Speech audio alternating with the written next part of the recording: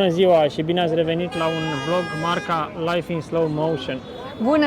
Astăzi vă salutăm din unul dintre cele mai populare locuri ale Istanbulului și anume din piața Taksim. În vlogul de astăzi o să vă prezentăm istoria acestui loc. O să ne pierdem împreună pe străduțele lăturalnice, asta nu înainte de a ne plimba pe una dintre cele mai aglomerate străzi ale lumii și anume strada Istiklal. Dacă o să vă placă acest video, nu uitați să dați un like și un subscribe. Stați aproape! După cum v-am spus, astăzi o să ne plimbăm prin piața Taksim și pe strada Istiklal. Piața Taksim este una dintre cele mai faimoase și mai aglomerate locuri din Istanbul. Noi ne aflăm acum lângă monumentul cel mai important din această piață, dar înainte să vorbim despre monument, o să mergem către o mică clădire care a fost construită la sfârșitul anilor 1700 de către Imperiul Otoman. Această clădire stă deasupra unui rezervor de apă. Imperiul Otoman a construit acest rezervor, aducea apă din pădurile, din izvoarele, din pădurile de lângă oraș, iar de aici distribuiau apa către mai multe cartiere ale orașului. De aici vine și numele Taksim. Taksim în limba arabă înseamnă diviziune sau distribuire. Pe lângă dimensiunea actuală a pieței și a clădirilor din prejur, această clădire a rezervorului a rămas foarte mică și pitită într-un colț, dar e important de știut că ea a dat numele acestui loc foarte faimos astăzi.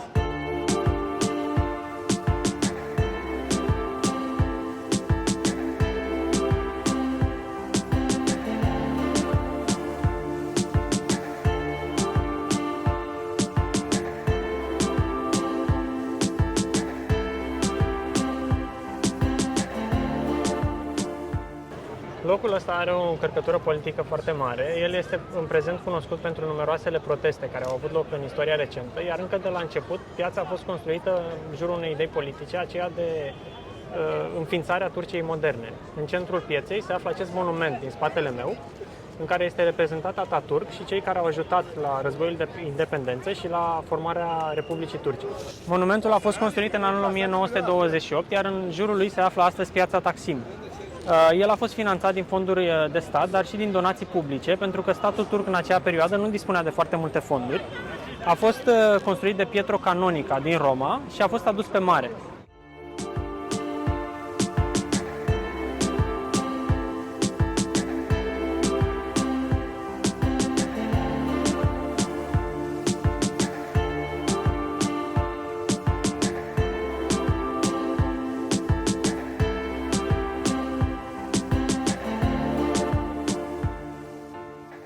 După cum puteți vedea, ne aflăm pe Istiklal Street, acum trece și tramvaiul. Aceasta este una dintre cele mai aglomerate străzi ale lumii.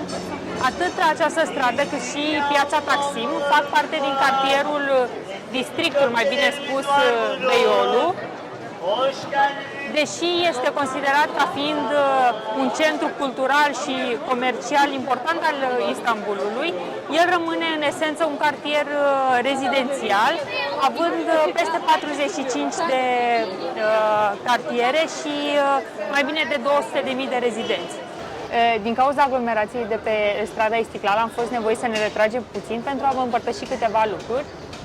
Această stradă face legătura între piața Taksim, unde am fost mai devreme, și turnul Galata, două dintre cele mai importante destinații turistice ale Istanbulului, și se întinde pe o distanță de 2,5 km.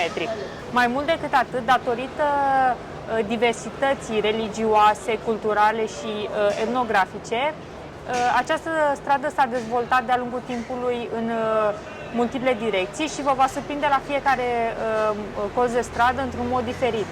Veți întâlni magazine cu instrumente muzicale, veți întâlni restaurante, cafenele, teatre, expoziții de artă.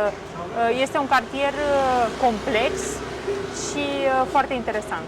În perioada bizantină, toată această zonă se numea Pera, iar această stradă purta denumirea Grand Rue de Pera, iar numele actual a dobândit la începutul secolului XIX, odată cu înființarea Turciei moderne. Mai mult decât atât, până în 1970, această stradă a fost o stradă circulată de mașini, având limite de viteză ridicate și nu una pedestriană cum este în ziua de astăzi.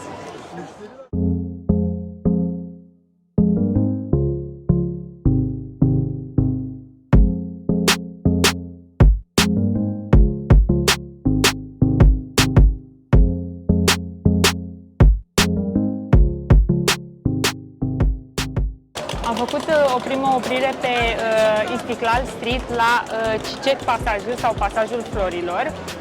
Este mai degrabă o galerie unde puteți întâlni restaurante, cafenele și crame de vin. Numele său inițial a fost Cité de Pera și până în 1876 aici a fost un teatru și nu o galerie așa cum este în ziua de astăzi.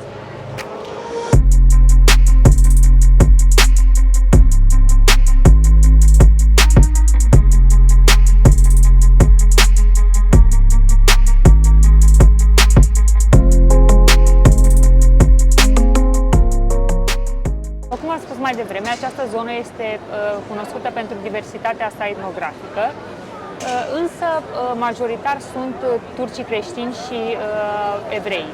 Din acest motiv veți întâlni nenumărate biserici creștine și sinagogi în acest cartier. Printre cele mai cunoscute sunt Biserica Sfânta Maria și Biserica Sfântul Anton.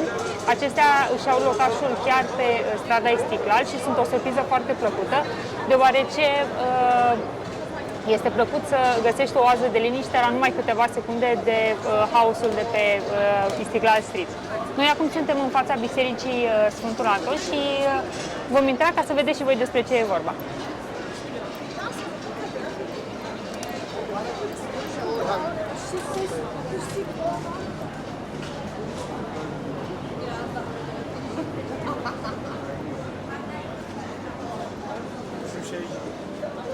Intrarea este destul de micuță și nu este foarte ușor de sesizat, așa că trebuie să aveți foarte mare grijă dacă doriți să o vizitați, deoarece o puteți rata foarte ușor venind de pe Istiklal.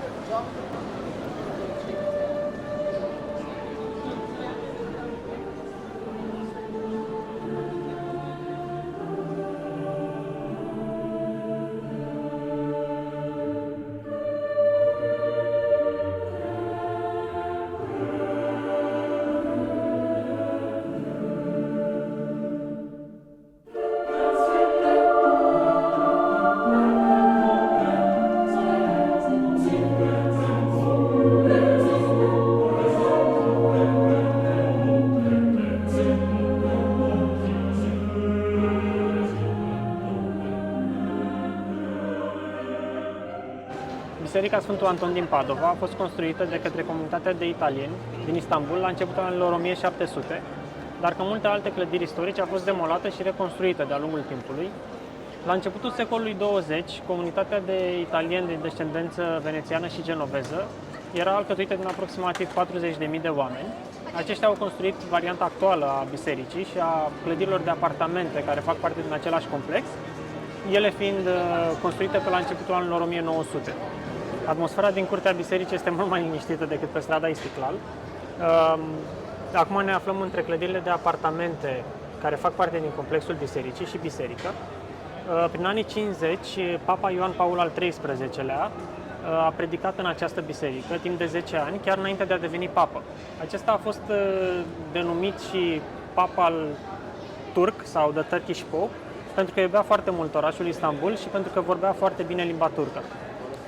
Din păcate nu se poate filma în interior, însă dacă v-am strânit interesul, vă rămâne vouă să veniți și să vizitați interiorul lăcașului.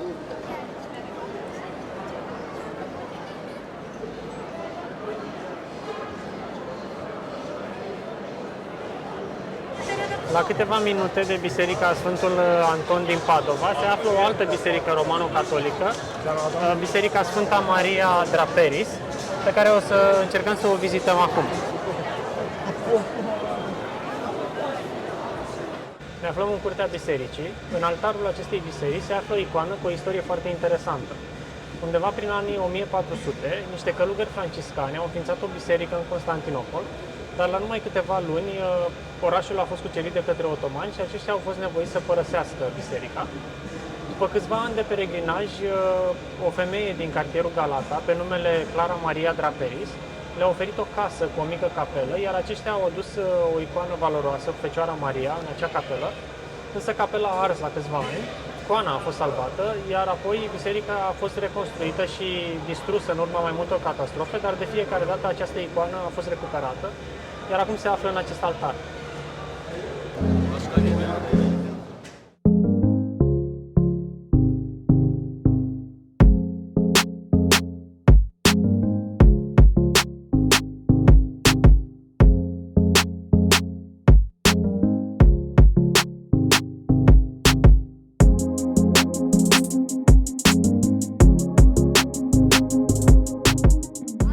străzii veți găsi nenumărate pasaje precum Cicec Pasaj. Acesta este unul dintre cele mai recente. Înăuntru vă puteți retrage pentru o cafea oricând, sunt nenumărate cafenele și fiind renovat de curând arată foarte, foarte bine. Haideți să vedeți și voi!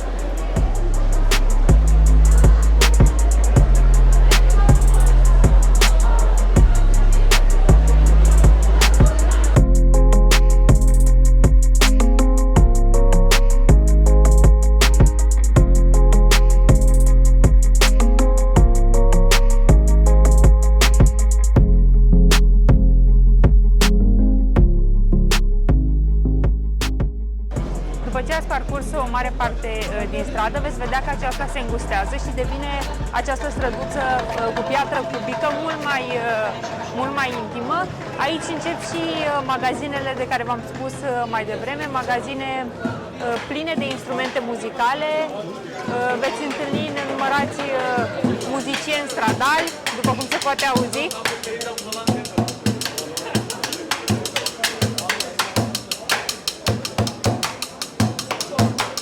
Tot aici sunt și majoritatea magazinelor cu suveniruri pentru turiști. În schimb, rămân restaurantele, rămân magazinele cu haine, cafenelele.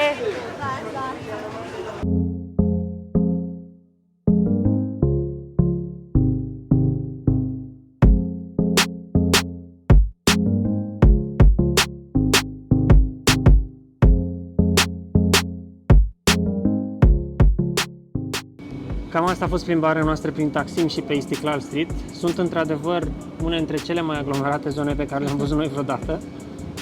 Ne-am plimbat prin Taksim, ne-am plimbat pe Istiklal, ne-am adăpostit în câteva cafenele și în curtea unor biserici de gălăgia și de căldura de pe stradă. Acum am încheiat plimbarea undeva lângă Turnul Galata. În caz că nu ați văzut, noi avem un vlog cu Turnul Galata și vă recomandăm să-l vedeți. Dacă nu v-ați abonat deja la canalul nostru, o puteți face și astfel, dacă doriți, puteți primi o notificare de fiecare dată când postăm un vlog nou. De asemenea, așteptăm sugestiile voastre în comentarii. Ne puteți spune dacă doriți să vedeți o zonă anume din Istanbul, dacă vreți să dezbatem un topic anume de asemenea. Și, nu în ultimul rând, share masiv! Share masiv, like and subscribe! Ne vedem data viitoare! Ciao!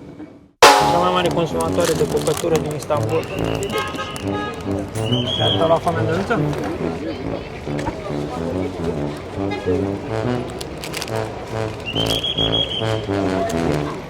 Piața Taksim este una dintre cele mai...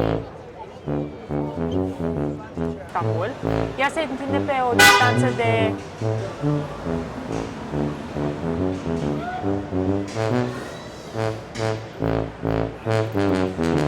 Asta e pentru la Sabina, la nuntă. Nu-i mișto? Noi avem de filmat un vlog. Ia zi, te ne aflăm?